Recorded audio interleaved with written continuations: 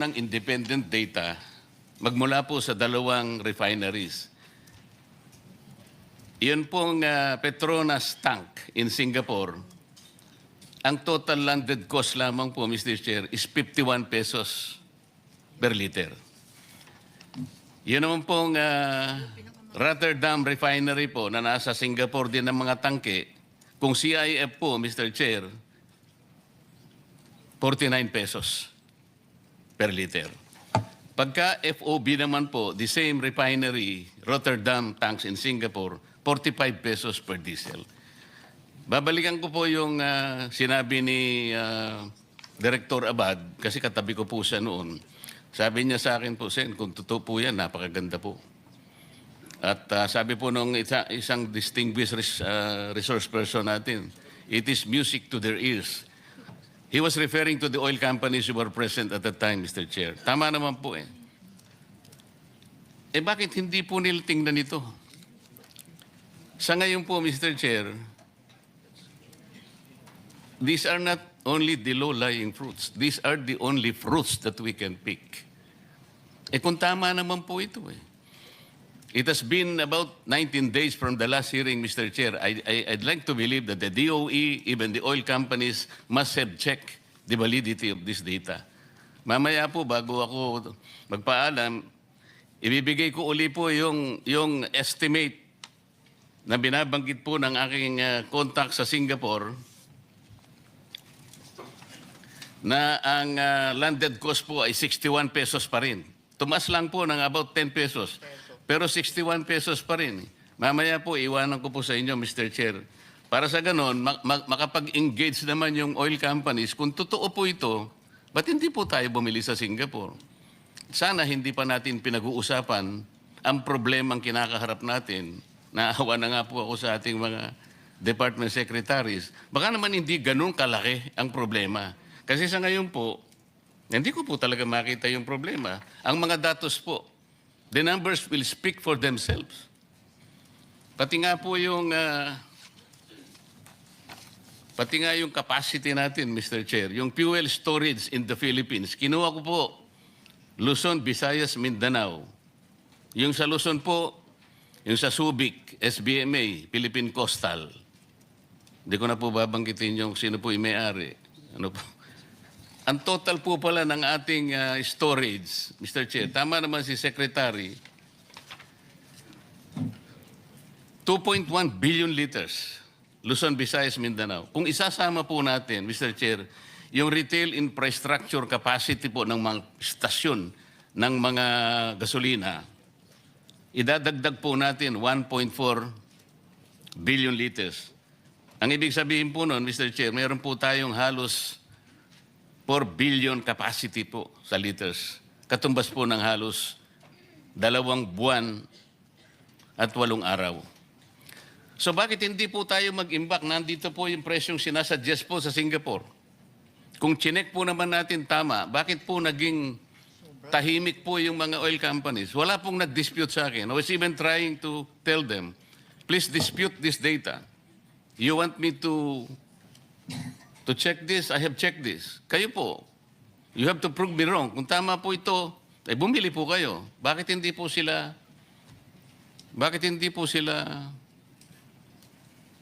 nag-engage sa amin?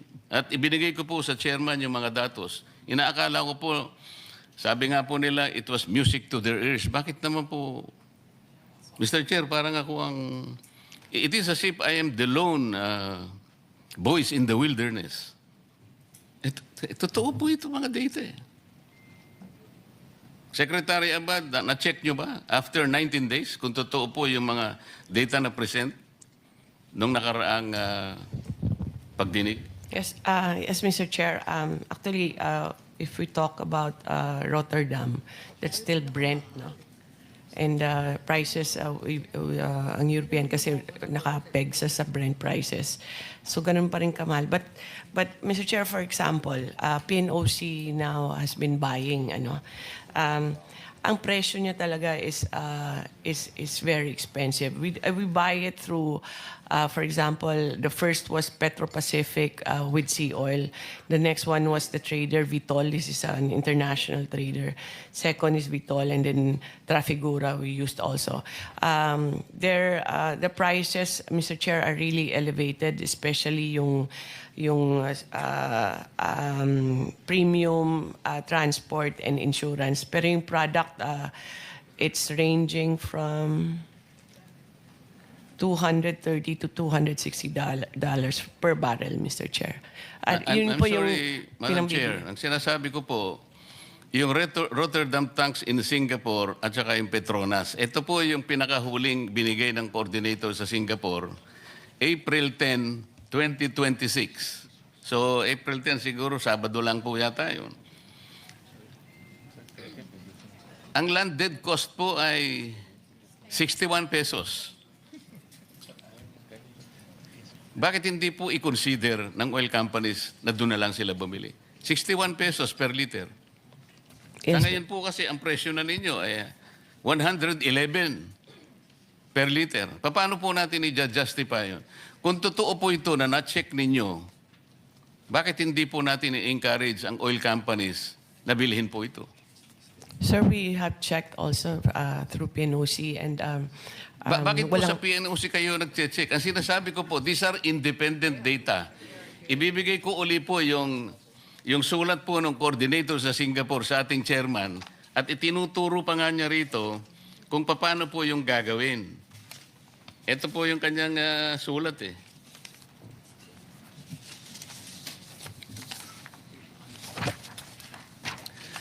Ang sinasabi po niya, Mr. Chair, refinery tank to vessel procedure in Jurong, Singapore. FOB tank to vessel transaction procedure. EN 590 10 ppm Euro 4 DAS diesel. Alam po ninyo ito, Director, kasi ito po yung standard specification ng diesel. Nakabisa ko na po dahil sa tagal ko na pong nire-review ito eh. Ito po yung sabi niya, alam po niyo yung step 1, meron pong step 2 rito, meron yung step 3. Iwanan ko po, para hindi na po ako magtagal. Ang sabi po niya, April 10, 2025, FOB, $800 per metric ton. O, meron po siyang 15, idadagdag po natin ang $15 per metric ton. Shipping cost po yun. At saka yung maps ng Singapore, 1.71. Makukwenta po ninyo, 42 pesos per liter lang. Isama po ninyo lahat ng local cost natin na 19 pesos per liter. Babagsak lang po siyang 61 pesos per liter. O ba't hindi po natin bilhin yun? Ano po ang Director Abad? Sinubukan mo na ba talaga? Chinek mo eh. At nakita mo, sabi mo, maganda po. Talaga namang maganda. Bakit naman hindi? Last week, habang tayo nag-uusap, March 25, nag-average po ng 45 pesos to 50 pesos per liter. Ngayon po, ito, manageable pa rin, 60 pesos. Director Abad.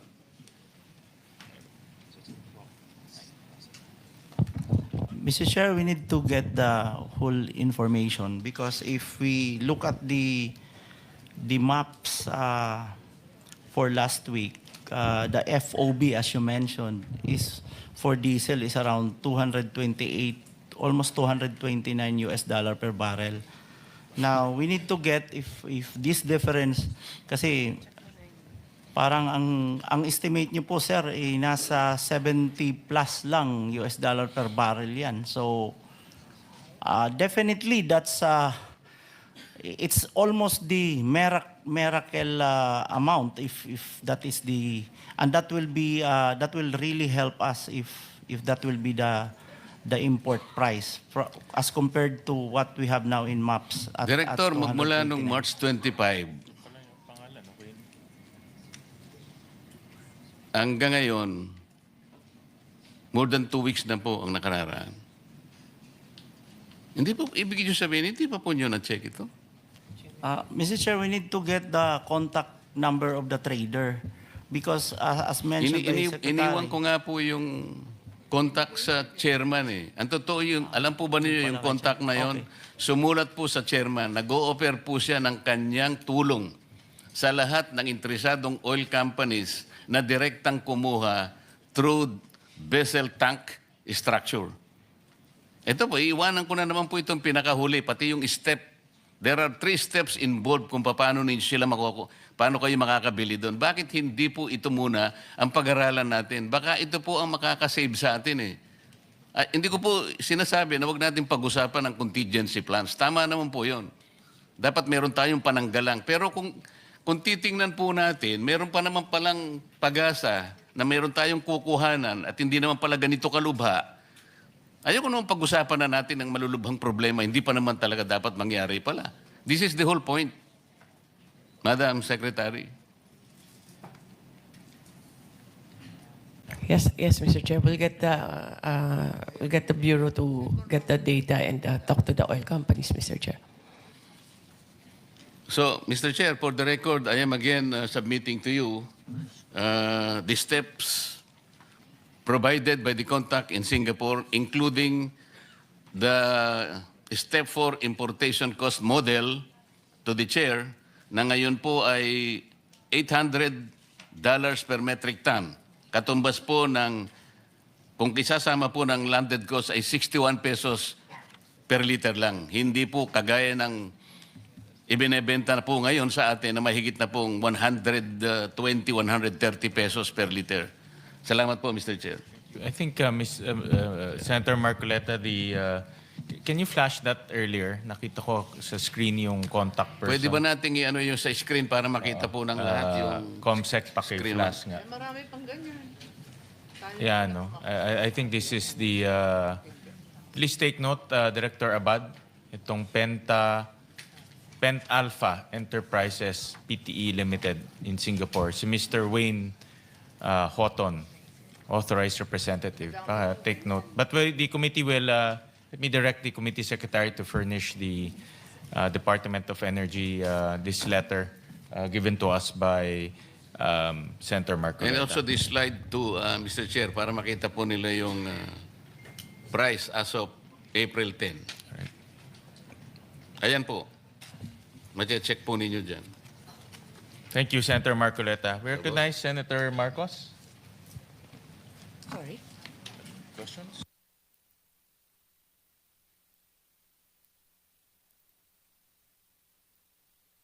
Thank you very much. Of course, we have many comments about both the presentation of Secretary Balisacan in view of our experience in the past of the 2 oil shocks referred to in the 70s. It was very clear then that there would be a short-term plan which would comprise immediate relief as well as demand reduction and fuel efficiency. So 3 bagay yun dati, no? So maliwanag nun. Ngayon parang patse-patse, kulang-kulang yung ating plano, maliwanag yon. So unang-una yung energy stockpiling, ano?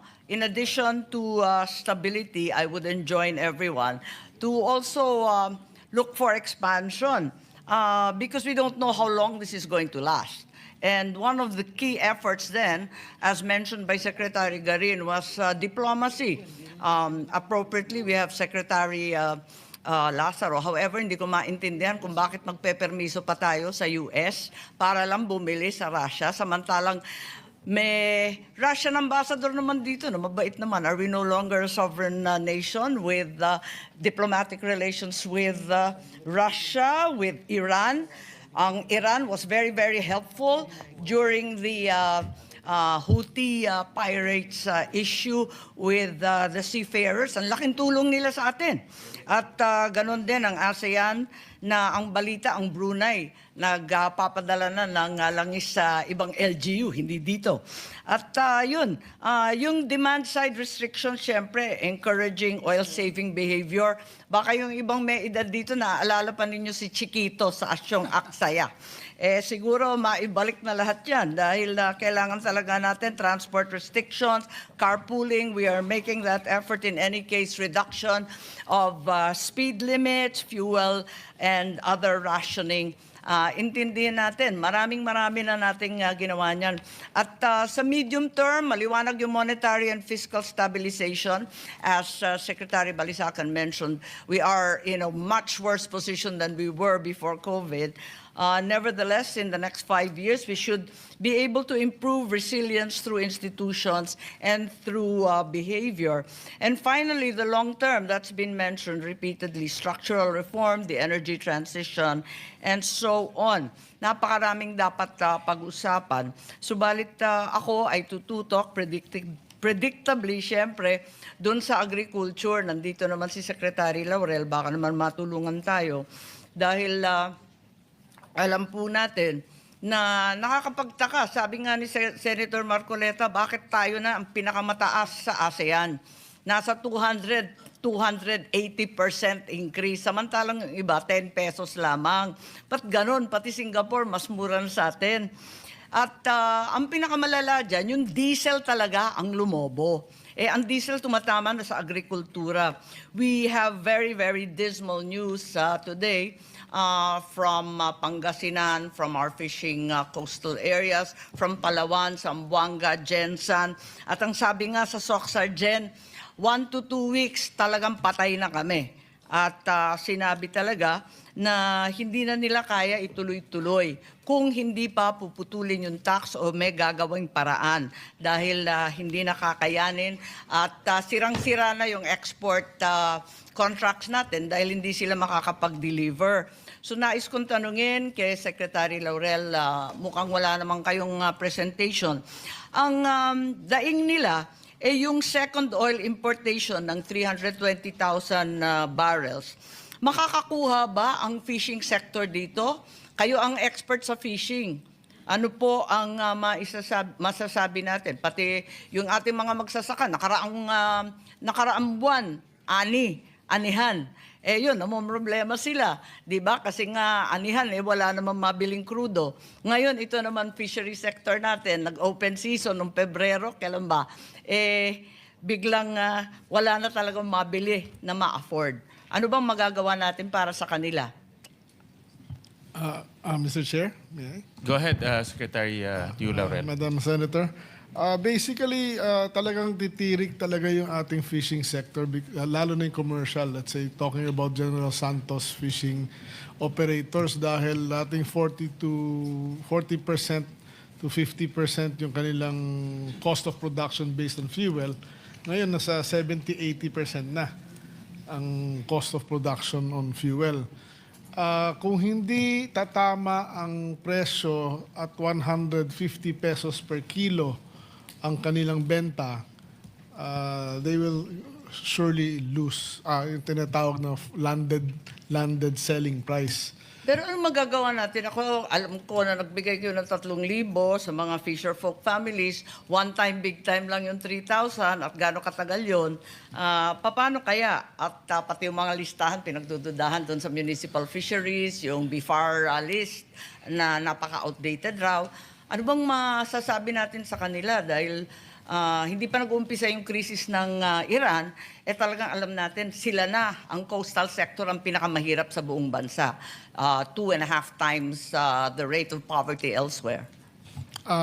Mr. Chair, well, ang iniisip namin, basta kung mapopondohan lang, ay, let's say, sa commercial fishers and coastal fishing boat, kahit yung municipal na malalaki, for every kilo na binaba nila sa fish port ng gobyerno, bibigyan sila ng 10 pesos. But of course, that has to be funded. So that will help. Maari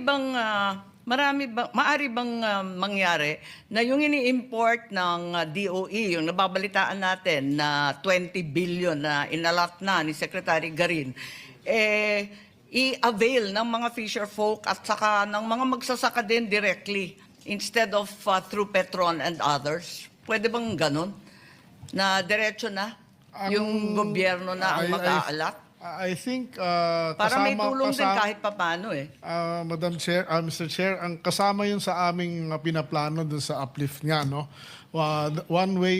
Isang napag-uusapan namin dun is magbigay ng voucher per liter, like 10 peso per liter na voucher to the transport ng agri, no? Tapos sa fisher folk, then maybe sa mga fishing boats for their purchases ng fuel. The other idea is yung sa fisher folks nga is landed cost, no? Yung landed cost, yung landed price nila Landed ng price minus 10 pesos. minus 10 peso. So, Yun nga ang problema, ang dami yung pinag-aaralan. Eh. Sabi nila, hihikahos na raw sila sa loob ng 1 linggo. Wala nang magpapalaot. Pwede bang bilisan konti? baka next week may decision na ho yun. But we needed the inputs of our economic managers and DOF on the matter.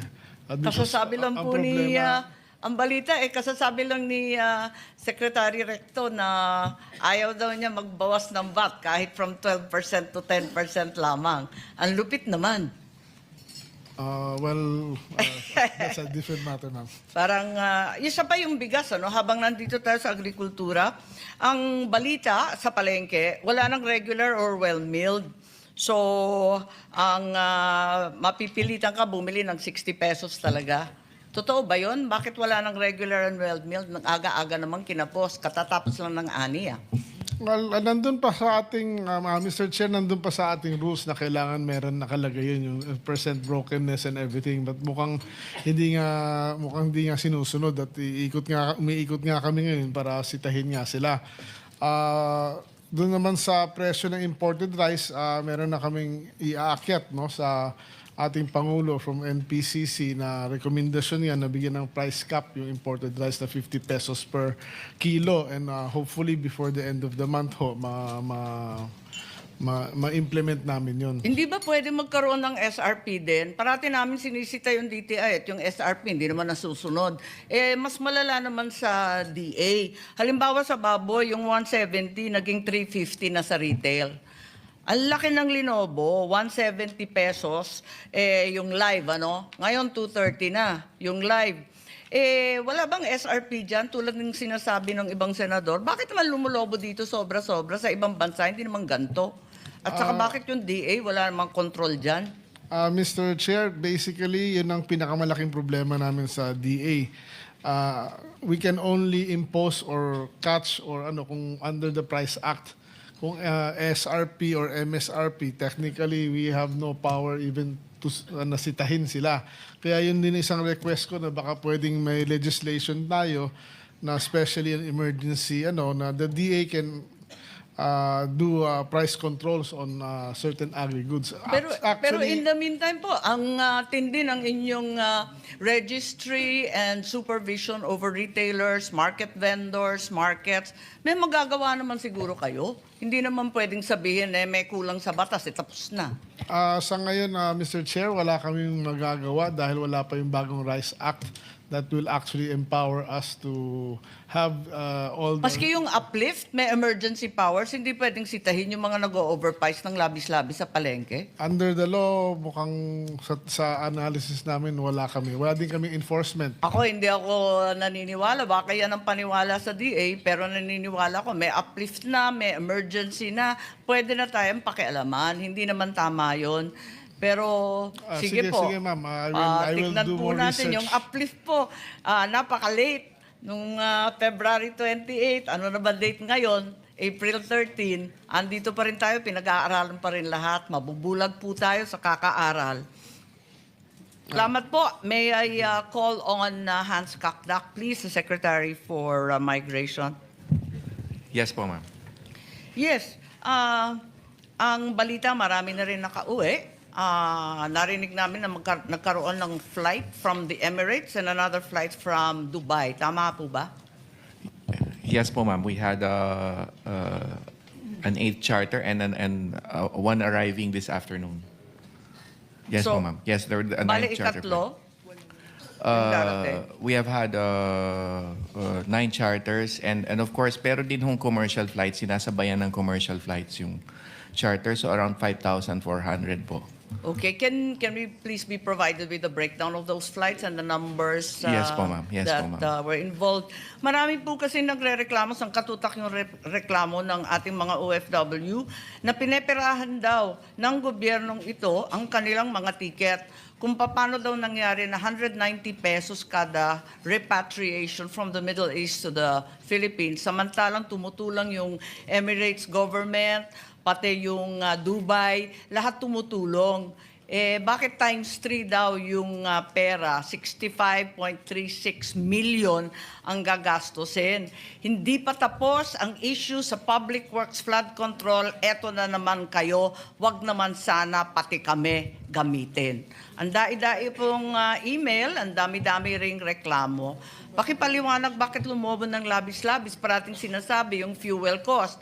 Hindi naman nag-times 3 ang airline ticket. At yung insurance hindi rin nag-times 3. Bakit sa DMW nag-times 3? Ma'am, yung pong charter ticket per person runs up to a range of 96,000 to 127,000 per person. We charter a plane out of a Dubai charter company. Again, we have had the 8th one. The 9th coming in today. Chartering is the method to bring people home faster. Dahil po dito, in a span of 5 to 6 weeks, nakapagpauwi po tayo ng 5,400 OFWs and their dependents. It will entail a cost, ma'am, to charter a flight. If we did this commercially, there's only one airline out of Dubai, and that's EK. It will take a bit more time. Ang estimate namin, maybe 3 to 4 weeks to bring in the same amount we brought in through charter. But having said that, ma'am, with the current ceasefire, nag-open up na yung seats. So we Kaya nga are... nagtataka kasi yung ating mga OFW kung bakit ganyan, samantalang yung mga gobyerno doon sa Middle East, tumutulong naman at halos cost na lang daw binibigay. Alam nila yan, trabaho sila sa airline Kaya nagtataka sila. Kung pwede, nananawagan tayo sa mga oil companies na mag-unbundle ng kanilang price increases at nananawagan rin tayo sa DMW na i-unbundle itong mga cost ng ticket. Kasi pakiwari ng ilang OFW, sila pa yung ginagamit na kumita, na magkurakot.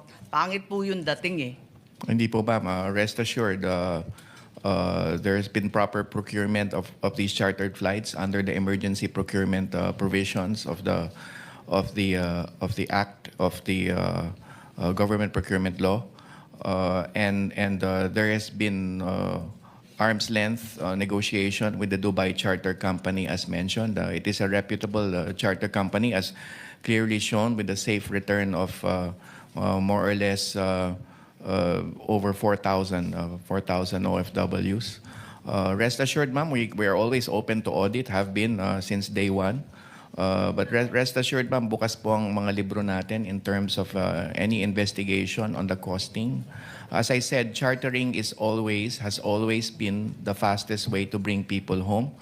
And that is the reason why we resorted to chartering.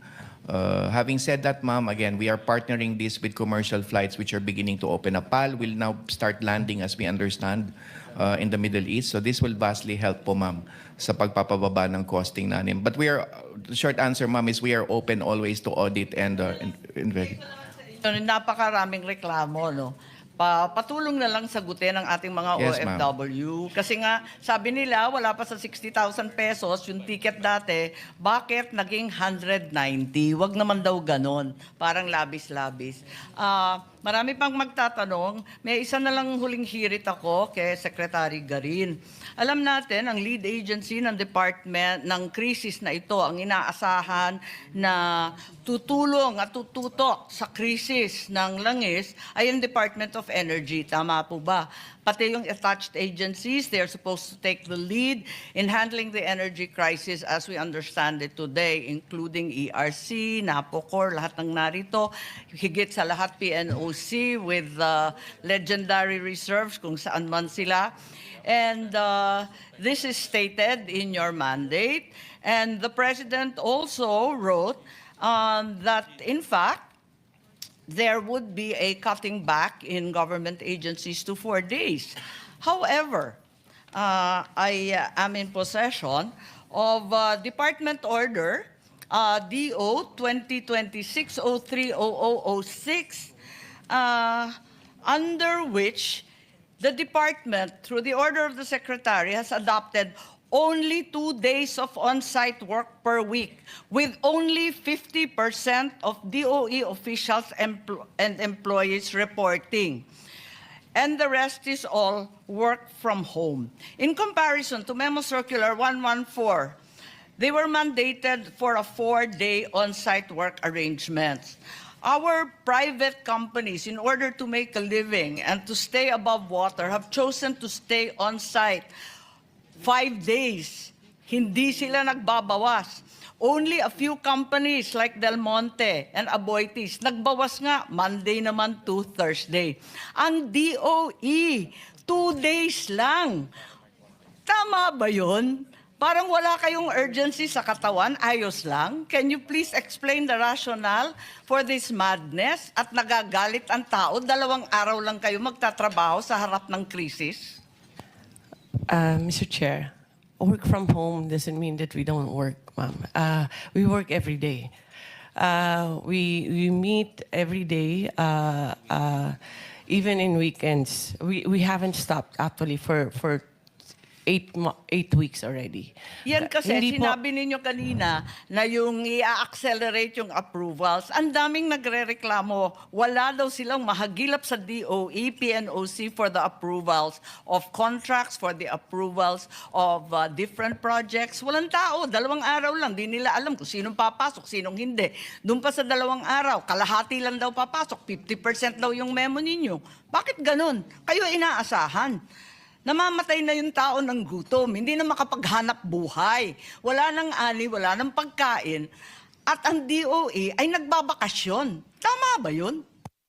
Mr. Chair, hindi po nagbabakasyon ng DOE. I mean, we work from 8 up to 8 in the evening, doing meetings and doing everything that we can do just to keep our country sufficient in supply and monitor the prices. All of them are working even harder now than we kahit ano. Dapat lang. But how does DOE manage the crisis if half of its personnel is away?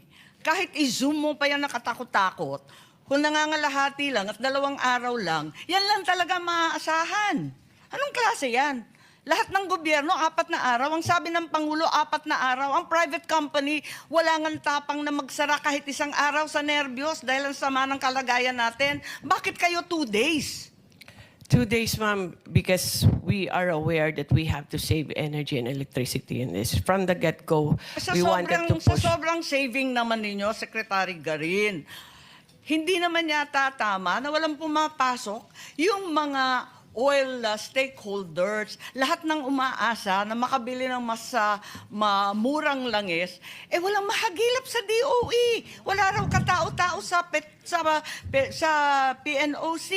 Wala daw tao sa ERC. Ano ba ito? Mr. Chair, the bureau that's OIMB, that's downstream, that's there all the time, even on weekends. PNOC is there also. ERC is there also. All the personnel na dapat nag-handle ng mga frontline natin, nandyan, Mr. Chair. Those that are not in the office are continuously working. These are all, we have had a system of e-signatures, and this is not lang. I'm sorry, pero hindi po I mean, you can see naman kung ano yung pinanggagawa namin over the last 8 weeks. It is not because they are at home and they are not doing anything or nanonood lang ng TV doon or hindi nagtatrabaho. We can show it in our accomplishments, Mr. Chair. Lahat po sila overtime yan. Hindi po nagtigil ang trabaho dahil work from home. The objective of work from home is not to stop working. It is to become more efficient. Ngayon po, we are trying to save for the country para Hindi ba sinabi ng Pangulo na 4 days? Bakit kayo kinalahati pa yung 4 days? Hirap na hirap yung mga pumupunta sa DOE, magpapapirma sa PNOC, walang tao. Andito Section 3 mo Eto the DOE shall implement a hybrid work arrangement whereby officials and employees shall render 2 days on-site work per week. Ibig sabihin, wala sila doon. Sino naman ang magtatrabaho? Sinong pipirma? Sinong kakausapin? Sino mag-a-approve ng kinakailangan natin kapag ganyan? Kaya pala, pag nagtatanong kami, wala na kayong sinabi, kundi pag-aaralan, ire-review, babalikan, pagmimitingan. Kasi nga, 2 days a week. Mr. Chair, PNOC is a GOCC, so I cannot speak for them. But I'm speaking in behalf of the... Pareho rin po. But all contracts are all on deadline, Mr. Chair. Wala po kaming lahat po ng mga service contracts. They continuously, we only have 30 working days for that to sign, and those are signed before the 30 days. Lahat po ng meetings, we are still ongoing with that. Even our oil companies, our bulk distributors, everyone po, minimit po yan. Wala pong tigil po yan. Even on Friday, we have, I have 6 meetings with all the LGUs, and that doesn't stop us from working. Just the fact that baka sa iba po pag work from home di sa magtatrabaho, pero eto po yung DOE nagtatrabaho.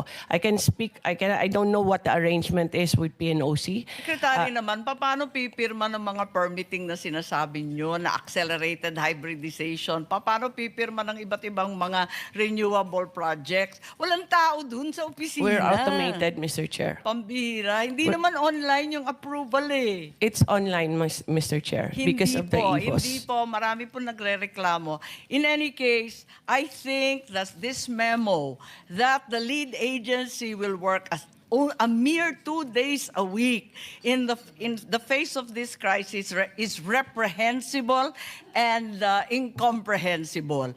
Talaga naman habang ang taong bayan ay hirap na hirap, ang ating mga mangingisda ay naghihikahos, ang presyo ng pagkain at ang langis ay hindi ubos maisip, abay walang pakialam ang DOE at sila ay nagbabakasyon 2 araw sa 1 linggo ang pasukan. Yun lang ang masasabi ko. Maraming salamat po.